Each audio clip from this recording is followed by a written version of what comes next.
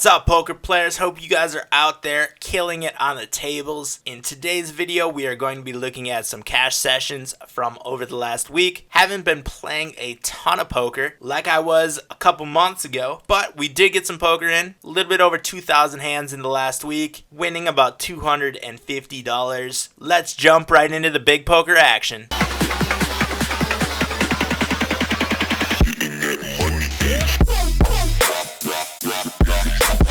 First hand we're going to be taking a look at is pocket queens at the 50 NL table. We are playing from the hijack seat. We get an open from under the gun +1, a recreational player. Only 233 hands on this player, has a high VPIP and pretty recreational numbers so far, but not a huge sample size. So we are going to be putting in a 3-bet here with the pocket queens, make it 550, and our opponent makes a call. There is 1175 in the pot pre-flop. Our opponent has $32 left in the stack. Flop is king, king, 4, 2 hearts. We have the backdoor heart draw as well as the queens. Our opponent leads out for 2/3 pot. From most recreational players, if they did connect on this flop, you'd think they'd slow play it a little bit, and we are still going to be ahead of most of our opponent's range here with the pocket queens. So I do make the call. The turn is an 8, essentially a brick unless our opponent did have pocket 8s, but that is a very small portion of our opponent's range. They bet 2/3 once again. I get the rest in since we were already pot committed, and there's only 768 left in the stack, and we do get a call. See that we're up against ace king, wound up flopping trips. I think this is pretty much just a cooler, probably couldn't get away from it. Tough hand that we wind up losing. And now we have pocket kings at the 50 NL table playing from the small line. We get an open from under the gun to $1, just a min raise. Put in a 3-bet, 375, a little bit less than 4x, and we get a call. $8 in the pot pre-flop. Flop is king high two-tone. We have top set on a very draw heavy board that connects with our opponent's range quite a bit. Bet half pot. You can definitely argue for betting a little bit larger than that here, but our opponent takes care of that for us, putting in a raise almost 4x our bet. And we of course are going to be getting the rest in here, only being behind a queen 10, which definitely could be in our opponent's 45% VPIP range, but we see that we're up against the nut flush draw as well as a gut shot to the nuts. It's a big draw. We're still a 66% favorite right here, but he hits his draw on the turn. We need to pair the board on the river, which does not happen, and we wind up losing another large pot right here, but we got it in with the best, and not much you can really do about that one. We're going to be losing that hand about 1/3 of the time, and now we have pocket jacks at the 50 NL table. Playing from under the gun, we open to 3x. We get a call from the cutoff, and a 3-bet from the big blind. Big blind could be recreational, small sample size, pretty solid numbers so far. A 5% 3-bet percentage though, none of which have been premium hands, so I make the call here. The cutoff also calls. 15.25 in the pot. Flop is 9 high rainbow. Big blind bets $8. We just make a call here with the jacks, and we pot commit ourselves with that call. There's now 31.25 in the pot, and our opponent only has 24.69 left in the stack. The turn is a brick, 3 of diamonds, and our opponent jams the rest of their stack in. We are going to be calling here, of course, and it is pocket jacks against pocket 10s. Kind of a cooler there, but an interesting hand nonetheless. I can't see how this hand would have wound up any other way besides both of us getting all of our money in the pot, but we wind up taking this one down 77.63. Not a bad hand. This one looks like it could get interesting. We have 5-4 suited on the button at the 50 NL table. Once again, full draw to us. We open to 3x, and we get 3-bet by the big blind. It is $2 for us to make a call here into a pot of 525. Big blind 3-bets a majority of the time with premium hands, and 5-4 suited plays well against those premium hands. Flop is jack high, two-tone, 2 hearts. We have the flush draw. Our opponent bets half pot on the flop. We just make a call here in position. The turn is the queen of spades, and this time our opponent checks. I'm going to try picking up this pot right here, but that board really connects with our opponent opponent's 3-bet percentage, but they must not have a king. King definitely would have bet on such a wet board. So I'm going to try to get our opponent off of their hand. Maybe they have something like ace queen, ace jack. So I bet half pot. Our opponent does make a call, and the river is another 10. Our opponent checks the river, and now we have the decision whether to represent the king still. All of the flush draws missed. If our opponent had a set, they got there. And I think this is definitely one of those spots where you should try to bluff and deuce with our opponent's entire range here. Because everything missed, we're already representing a king. We're probably going to continuation bet a king here. If our opponent does have an ace jack or an ace queen, they will be getting rid of it, but everything else within our opponent's range is going to be calling. An ace king is going to call, but probably want to play it this way. So I think we can eliminate ace king. Pocket kings probably want to play it that way as well. They probably would have re-raised on the turn, but I jam all in, representing a king or a full house in this spot, both of which could definitely be within our range. But you can see what we're up against. There is no chance of a fold coming from our opponents. They trapped us. It was an excellent play by them. And if we think our opponent's only going to be 3-betting with premium type hands pre-flop, maybe a little bit wider with 10s, jacks, in that range as well, we're going to be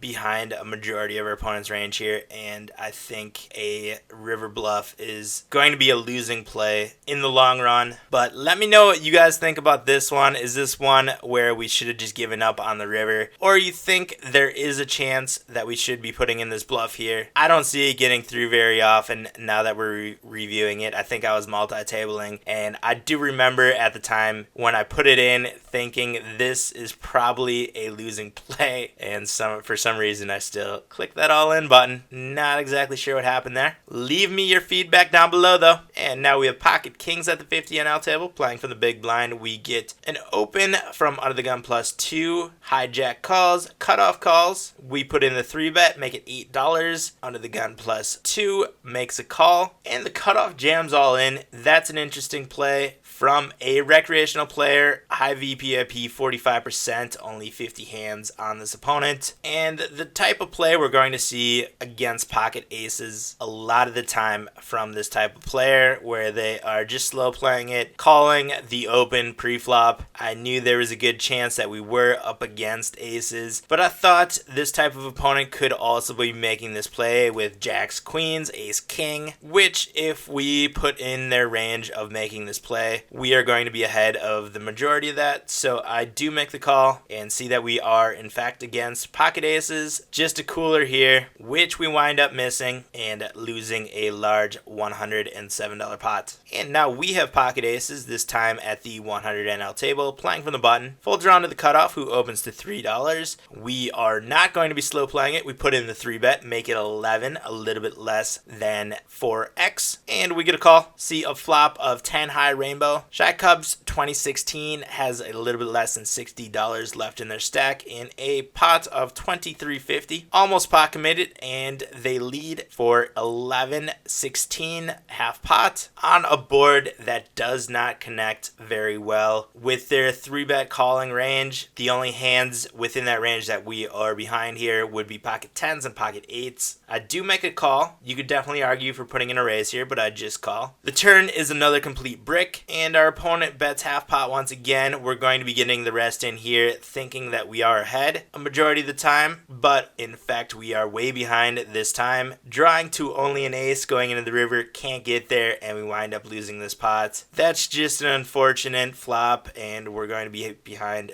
a small percentage of the time here. Can't really argue with the play that we made. And now we have pocket kings at the 100 NL table, playing from under the gun +2. We open to $3, and we get a 3-bet from the big blind, who is a very tight regular player. 3-bets only 2.7% of the time, with premium hands most of the time. I put in the 4-bet, $30, because I see that our opponent only folds 10% of the time to 4-bets. We will get our opponent to continue with ace king as well as queens, probably jacks most of the time, and they just make a call. There's 60-50 already in the pot, $70 left in our opponent's stack, and we wound up flopping. Top set, big blind checks. We continue continuation bet, half pot. Opponent makes a call, turn is a brick, check, and we are going to get the rest in here. Never seeing a fold from our opponent in this spot, and we are never going to be behind in this spot because we have the nuts. And we get a call. See that we were up against pocket aces. We got pretty lucky with that flop, but just like the last hand, it's going to happen once in a while. This time we were on the winning end of it, and much like the last hand, we have pocket aces, and we are going to be up against pocket kings. Opening from under the gun +1, we get 3-bet from the big blind. We 4-bet, and there's the 5-bet jam. Aces make a call, just a cooler, all in pre-flop. Let's avoid a king. Damn it, there's the king. We are drawing to an ace and an ace only. Can't get there on the turn. And boom, there it is on the river. Biggest hand of the session. Almost $200 going our direction. What a roller coaster. But I love it, and I'm going to take it down. Head down to the video description for links to all the poker products that I use, including Hold'em Manager, which I use for my on-table HUD, as well as reviewing my poker sessions. You can get a 30-day free trial by clicking the link in the video description. Make sure you hit that subscribe button if you have not done that yet. Give the video a thumbs up if you enjoyed it. I think there were some fun hands within this one. Big pairs, some bad bluffs. It had it all. Run with the feeling of being alive while we're jumping off the porch like